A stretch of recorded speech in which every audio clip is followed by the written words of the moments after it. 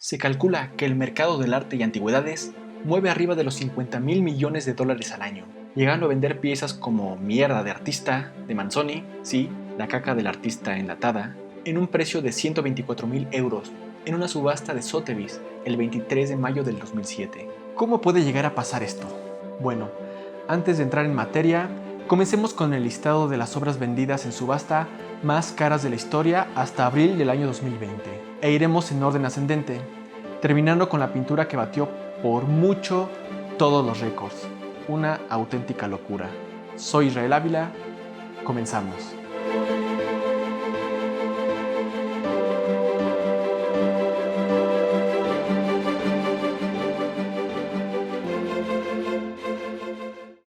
Descenso al limbo, de Andrea Mantegna, realizado hacia 1492, témpera y oro sobre madera, subastado en Sotheby's, Nueva York, en enero del 2003, adquirido por un comprador anónimo por 28.57 millones de dólares.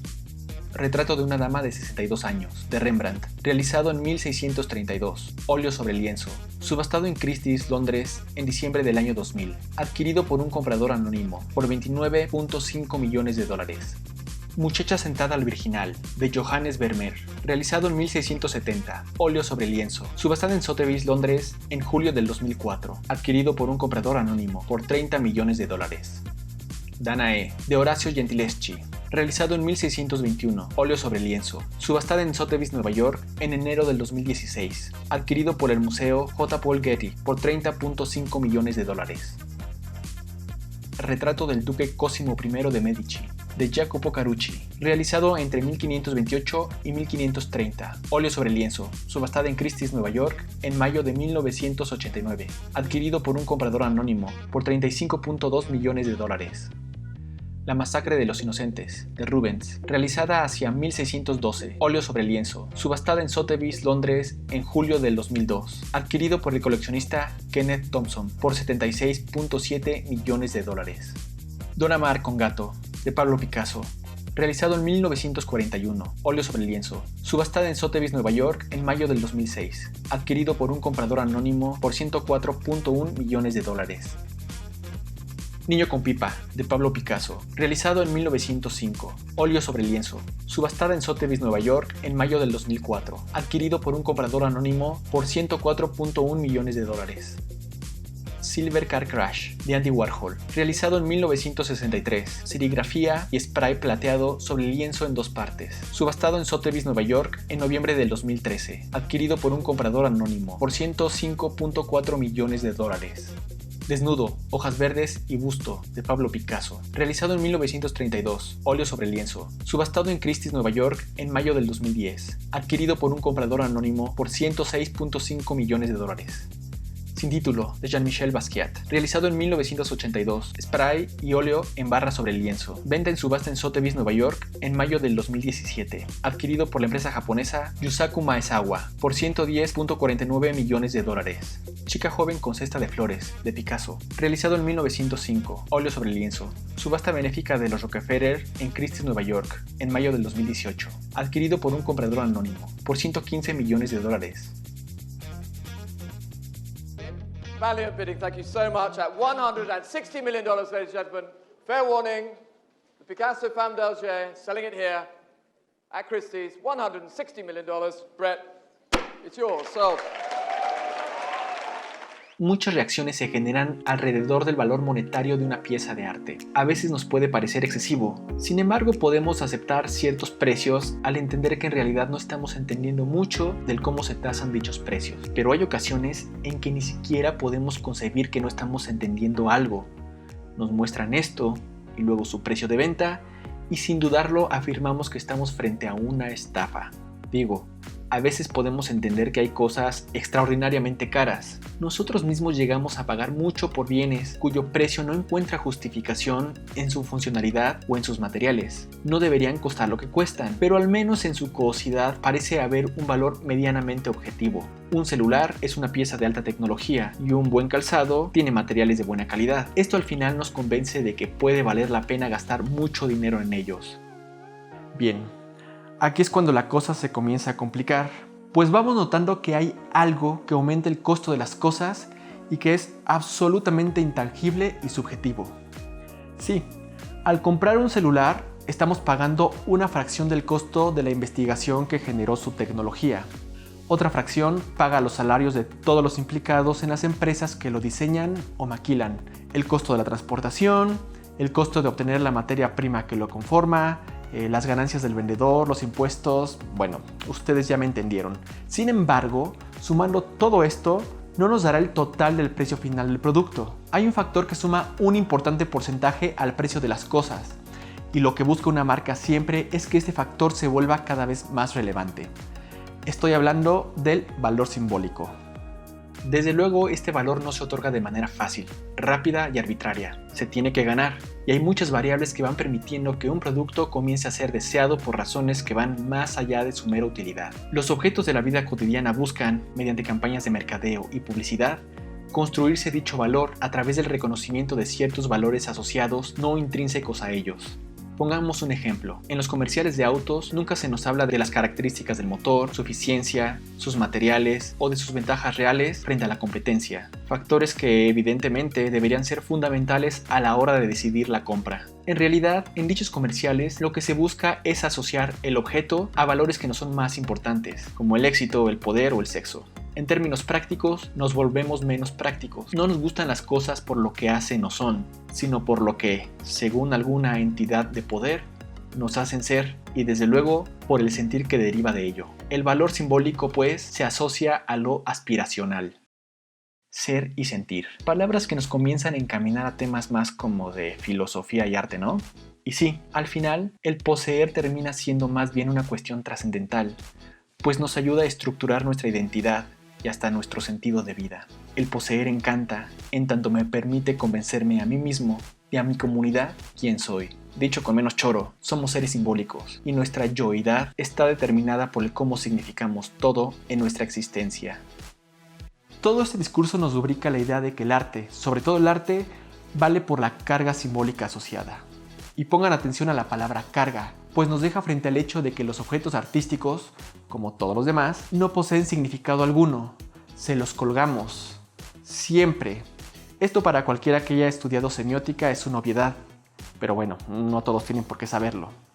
Entonces, como el significado y el valor de una pieza de arte están dentro del sujeto que mira o crea, y no es una característica propia del objeto, decimos que ambos, significado y valor simbólico, son absolutamente subjetivos.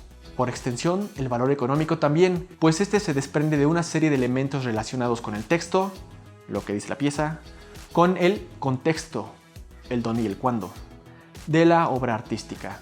A continuación veremos qué elementos juegan al valorar una obra de arte. La calidad. A mayor calidad, mayor precio. ¿Pero calidad de qué? Técnica, conceptual, discursiva, formal, o sea, color, composición, etc. Un poco de esto lo trato en el video llamado Innovación en el arte. Abajo les dejo el enlace y pues si ya lo vieron sabrán que hacer un juicio sobre este punto es muy difícil, pues el concepto de calidad está ligado a factores tales como el lenguaje estético del lugar y época en que se hizo la pieza, su manufactura, la pericia en el uso de los materiales por parte del artista. En relación todo esto con el espectador, o sea, los códigos a través de los cuales se crea la obra en relación con los códigos imperantes en el contexto en que ésta se mira. Este juego entre el momento de creación y el de observación es el que permite hacer un juicio que trate de ir un poco más allá del gusto personal, aunque evidentemente no se escapa de este. Así que este factor es especialmente subjetivo, además de que solo es posible en tanto supere cierta temporalidad, o sea, si ha transcurrido un tiempo más o menos largo, décadas o siglos, y la obra aún conmueve, ganará a temporalidad, y entonces podemos decir que hay calidad. Pero insisto, este es un juicio especialmente subjetivo. Dicho simple, entre mayor sea el tiempo de vida que pueda alcanzar una obra, sumado a la demostración de habilidades artísticas que ésta proyecte, el mercado la verá como una obra de mayor calidad y por consiguiente de mayor valor económico. Medio, materiales. Conocer los materiales con los que una obra de arte se ha producido es fundamental para plantear o entender su precio. No es de extrañar que el medio, óleo, pastel, acuarela, etc., sea probablemente la primera cosa que quieras saber sobre una pintura o una pieza de arte. Aunque no hay una jerarquía escrita acerca del valor según los materiales usados en el arte, a la cabeza están el óleo sobre lienzo en la pintura y el mármol seguidos del bronce en la escultura. Después de estos están el pastel sobre papel, la litografía y otros medios de impresión, terminando con los hechos con grafito o carboncillo. Pero los artistas también están constantemente innovando en los materiales o medios que usan para sus obras, por lo que también pueden encontrarse óleos en paneles, paredes o rocas. En el arte contemporáneo, la experimentación con técnicas, materiales y formas es una de sus promesas, y cuando permiten que una obra transmita de manera más acertada la idea, es más valorada. Contenido o tema. Este punto está muy ligado a los gustos de las distintas regiones y momentos del arte. Habrá países que por factores como la religión dominante, las ideologías políticas, la idiosincrasia, la historia, etc., prefieran un arte más figurativo y político, como en el caso de la URSS y el arte realista socialista. Y habrá otros que sean más afectos a estilos abstractos o experimentales. En México es muy popular la figuración ahí más o menos conservadora, quizás hasta medio kitsch. Pero bueno, el punto es que el precio de las obras también sugiere la relación tema-contexto, o sea, el qué con el dónde y el cuándo. Tamaño. Un factor un poco raro, pero habiendo pasado por la importancia de la obra y su calidad relativa, podemos decir que el tamaño sí importa. Al menos para muchas galerías, los formatos grandes, los dípticos, trípticos y polípticos son más susceptibles a aumentar su precio. Pero insisto, solo después de otras consideraciones más importantes, este factor puede influir. La reputación. Aquí se considera el grado de reconocimiento que tenga el autor de la obra dentro del medio, así como la crítica especializada hacia la propia obra. También se toma en cuenta lo poco o mucho que una obra haya sido incluida en exposiciones. Aunque este factor es algo más objetivo, no dejemos de observar que el reconocimiento está ligado a la calidad, pues este llega tras sumar factores muy vinculados con la percepción de esta, la calidad. ¿Qué factores son estos? Bueno, por ejemplo, la influencia que tienen las élites intelectuales y culturales para modelar el gusto de un grupo social dado, y por consecuencia, lo que se considera cumple los estándares de calidad o no. La demanda. La demanda de compradores por ciertos artistas o por ciertos movimientos artísticos es otro factor que aumenta el valor de una obra de arte. Entre más coleccionistas busquen adquirir una pieza de tal o cual autor o movimiento, ya sea por moda o gusto, estarán más dispuestos a ofrecer sumas exorbitantes. También influye el estatus del artista, pues cuando uno muere, el precio de sus obras suele subir debido a que su catálogo ha alcanzado un límite, mientras que la demanda puede seguir creciendo. Lo mismo pasa si el creador ha decidido dejar de producir. Así, un pintor reconocido en activo es menos cotizado que después de morir. Esta demanda también resulta en una interesante competencia entre las casas de subastas, que buscan atraer a potenciales compradores al conseguir aquellas obras que saben batirán récords de venta. Procedencia e historia. Esta es una de las variables más bonitas, pues refiere a qué historia tiene la obra, de dónde viene, ha formado parte de algún suceso histórico, pertenece a alguna persona famosa e importante, ha sido parte de una colección importante o de una colección real, etc. Las respuestas a estas preguntas pueden sumar mucho al precio y no es para menos. La procedencia refiere al origen contextual de la pieza, que simbólicamente ya es una carga importante, pero sobre todo alude a la suma de eventos y nombres ligados a esta, y que ocurren entre dicho contexto de origen y el de observación y cotización. Algo que pareciera poco lícito, pues al final, quien tuvo colgada en su pared una pintura es algo accidental y no debería trastocar ni para bien ni para mal el valor de la obra, pero no es algo ilícito, pues la obra de arte también es un documento histórico que acumula contenido e importancia mediante su transcurso hacia el presente. Mercado de venta. Este factor está muy ligado a la reputación y demanda. Es decir, el hecho de que un artista tenga ambas en algún país no significa que las tendrá en todas partes del mundo, por lo que sus obras no podrán ser adquiridas al mismo precio en todas partes. Suele pasar que la demanda se limita a un territorio en concreto. El precio del arte depende también del mercado en el que se ponga a la venta. Originalidad. Un factor difícil de observar si no se tienen conocimientos profundos de arte, pues interviene la rareza de cada obra, la cantidad de obras similares, así como la disponibilidad de las mismas en el mercado. Y pues para enterarse de todo esto hay que ser muy clavado. Aquí con originalidad me refiero al hecho de que una obra o grupo de obras de tal o cual artista encuentren suficiente diferencia relativa de técnica, discurso, estilo, solución con respecto a otras. Porque el término original también se puede referir a piezas que por su técnica admitan copias o reproducciones, como en el caso del grabado, la serigrafía o ciertas técnicas escultóricas. Es decir, a mayor número de copias, mayor será la oferta en el mercado y por consiguiente, menor el precio de la obra. Su autenticidad. Un factor que tiene mucha pasta. Imaginen lo siguiente: un pintor desconocido, pero con excelente técnica y capacidad de copiar los estilos de los grandes maestros de la historia del arte, pinta un nuevo Cézanne. O sea, un cuadro que pase perfectamente por un original de Paul Cézanne y que además sea de gran belleza y calidad. Y conste que no hablo de una copia, sino de un nuevo cuadro fake de Cézanne. En cierto sentido es una obra original con todas las características de la obra del pintor francés, excepto una: el autor. ¿Cuánto debería valer este cuadro? Sí, bueno, este es un problema que comienza a confrontarnos con cuestiones tales como ¿qué es el arte? Pero su solución es fácil. No importa qué tan buena sea una obra al replicar el estilo de un artista consolidado, esta apenas valdrá por sus materiales o como ejercicio de imitación. ¿Pero cómo? Si al final capta con belleza y calidad la esencia de la obra del autor original. Pues sí, pero la importancia de una obra no radica en su belleza o en el cómo demuestra el dominio de una técnica, sino en el autor y todo lo que deriva de este. En el arte, el artista es lo verdaderamente importante, pues él representa el culmen de la expresión de una época, tradición e intención. Citando de nuevo a Gombrich: no hay arte, tan solo hay artistas. El sujeto es lo principal. El autor como representante de un periodo, discurso, estilo, movimiento, innovación, etc., es quien dota de valor a la obra, pues como ya dije, la carga con los símbolos de origen. Otro paquete de cargas simbólicas vendrá del camino que recorrerá la obra a través de la historia, pero aún estas están subordinadas y validadas a través del artista.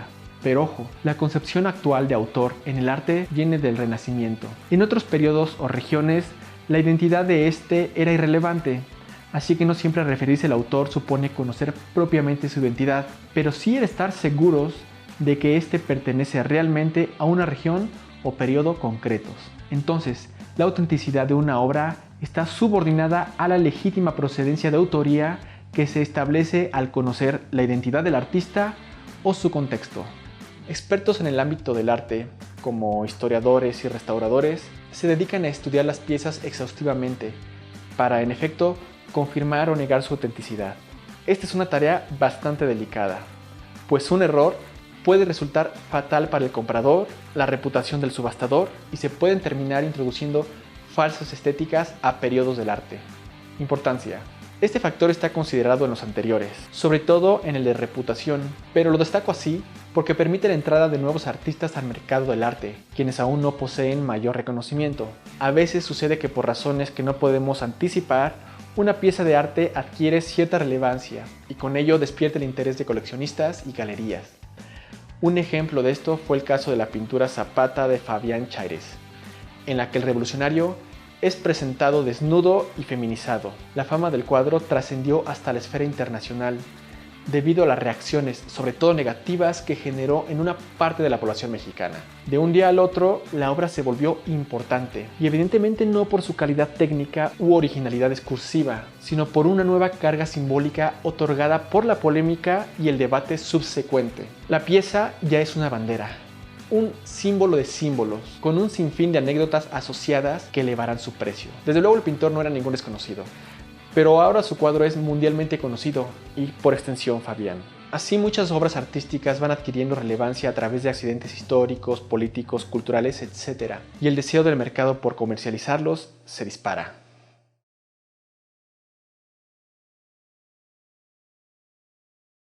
Como vemos, establecer el precio de una obra de arte es absurdamente complejo y subjetivo, pues depende de un sinfín de relaciones entre el individuo que mira la pieza, su historia, el contexto de la pieza, el código lingüístico estético, el creador, etc. Tenemos pocos elementos medianamente objetivos, que incluso si los revisamos a fondo, resultan también subjetivos, como la fama del autor, pues como ya vimos, esta depende mucho de casualidades y ejercicios de poder fuera del control de él mismo. Por todo esto al final, da igual si yo puedo pintar hermosamente, que hermosamente evidentemente es un juicio subjetivo. El valor de una pieza no se va a agarrar de eso. Olvídense del arte como sinónimo de belleza o expresión sentimental. El arte es una construcción mucho más compleja, que sí, contiene esos dos, pero también muchísimos elementos más. Y esto el mercado, los artistas, los cultivados, las élites intelectuales y económicas lo saben. Entonces, cuando se sorprendan de los precios que pueden llegar a alcanzar ciertas obras, antes de asquearse sería bueno conocer un poco más sobre la pieza, lo que se busca transmitir con esta y su autor. Ahora, ¿hay bulos en el mercado del arte? Desde luego. Como en todo, el mercado está lleno de suficientes engaños, embustes e ilegalidades como para mirarlo con suficiente sospecha. Y es que justamente derivado de que este mercado juega como pocos con la subjetividad, es muy fácil que se preste al fraude. Aquí me voy a permitir citar al artista, teórico y docente Luis Kamnitzer. El mercado capitalista nos enseña que si un objeto puede ser vendido como arte, es arte. Esta descripción, culturalmente cínica, obscurece una realidad mucho más profunda. Esta realidad es que el propietario del contexto último de la obra de arte determina su destino y su función. La propiedad del contexto, que es una de las formalizaciones del poder, es un hecho político. Esa propiedad es tan fuerte que incluso las manifestaciones que son y contienen material subversivo son rápidamente comercializadas. Pero bueno, también es posible desenmascarar los embustes del mercado del arte. Con un poco de investigación y tiempo son identificables. Quizá no siempre nos enteremos de todos estos embustes, pero creo que el tiempo y el trabajo de historiadores y teóricos desligados de los intereses del mercado terminarán desvelándolos. Como ven, al final siempre lo mejor es investigar y entender los cómo y los porqués del arte y su mercado. Nada en este complejo mundo de bienes simbólicos es sencillo, pero nada que valga la pena lo es. Ahora sí continuemos con la lista de las obras más caras de la historia. Y quizás tras lo expuesto, ahora superemos el desconcierto que ciertos precios nos pueden causar para arribar al menos al interés de investigar un poco al respecto de las obras y lo que representan para la humanidad. El Grito, de Edvard Munch, realizado en 1895, pastel sobre tabla, subastado en Sotheby's, Nueva York, en mayo del 2012, adquirido por la familia real de Qatar por $119.9 millones. Retrato de Adele Bloch-Bauer, de Gustav Klimt, realizado en 1907, óleo sobre lienzo, venta privada en junio del 2006, adquirido por el magnate de los cosméticos Ronald Lauder por $135 millones. Woman 3, de William de Kooning, realizado en 1952-1953, óleo sobre lienzo, venta privada en noviembre del 2006, adquirido por el magnate Stephen A. Cohen por $137.5 millones. Número 5 de Jackson Pollock, realizado en 1948, óleo sobre lienzo, venta privada en noviembre del 2006, adquirido por el millonario mexicano David Martínez por $140 millones.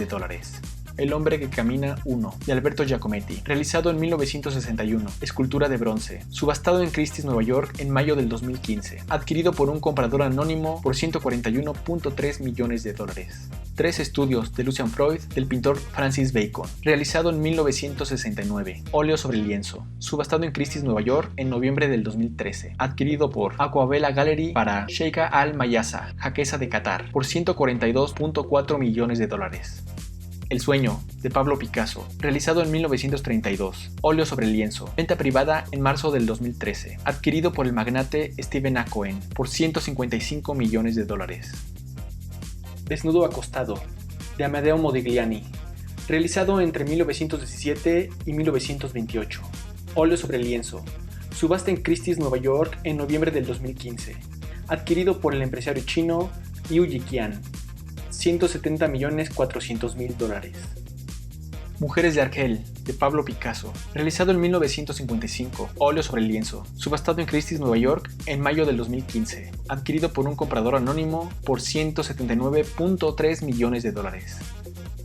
Número 17A, de Jackson Pollock, realizado en 1948, óleo sobre lienzo, venta privada en otoño del 2015, adquirido por el inversor Kenneth Griffin a la Fundación David Geffen, cedido al Instituto de Arte de Chicago, comprado por $200 millones. Nafea Fa Hipo Hipo o Cuando te casas, de Paul Gauguin, realizado en 1892, óleo sobre lienzo, en venta privada en febrero del 2015, adquirido por la familia real de Qatar por $210 millones. Y ahora vamos por los primeros 3 lugares. Los jugadores de cartas, de Paul Cézanne, realizado entre 1890 y 1894, óleo sobre lienzo, venta privada en 2011, adquirido por la familia real de Qatar por $250 millones. Interchange, de William de Koning, realizado en 1955, óleo sobre lienzo, venta privada en otoño del 2015, adquirido por el inversor Kenneth Griffin a la Fundación David Geffen, cedido al Instituto de Arte de Chicago. Se pagaron $300 millones. At 350 million for Leonardo Salvator Mundi. 352 million. $355 million is bid. 360, I beg your pardon. 355 is bid. 370 is bid. 400 million. Y finalmente, Salvator Mundi, de Leonardo da Vinci, realizado en 1500, pintura al aceite, subasta en Christie's en noviembre del 2017, adquirido por un comprador anónimo. Se pagaron $450.3 millones. No olviden suscribirse al canal e ir a ver los demás videos, todos realizados con una buena investigación detrás y pues mucho cariño. Muchas gracias por verme, hasta luego.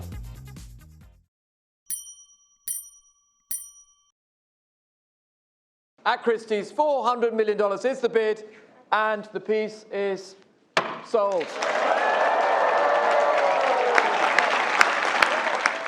$450.3 millones. ¿Quién carajos pudo haber pagado semejante suma? El anonimato inicial estuvo seguido de informes de inteligencia de Estados Unidos publicados por The Wall Street Journal y que vinculan al príncipe heredero saudí Mohammed bin Salman con la adquisición. Curiosamente, fue otro príncipe saudí quien hizo la puja. Según un documento al que ha tenido acceso Reuters, Badr bin Abdullah Al Saud actuó como intermediario y en nombre del Departamento de Cultura y Turismo de Abu Dhabi. El texto le autorizaba a pujar con hasta $500 millones. ¿Será acaso esta pintura la cereza del pastel del Louvre de Abu Dhabi? Actualmente se desconoce en dónde se encuentra el cuadro. Ya lo veremos. Si el video te ha gustado, regálame un like, me son de gran ayuda. Comenten, si creen que se me escapó algún dato o quieren expresar alguna opinión, iniciemos un respetuoso debate. Gracias por verme y hasta la próxima con otro video sobre arte y más.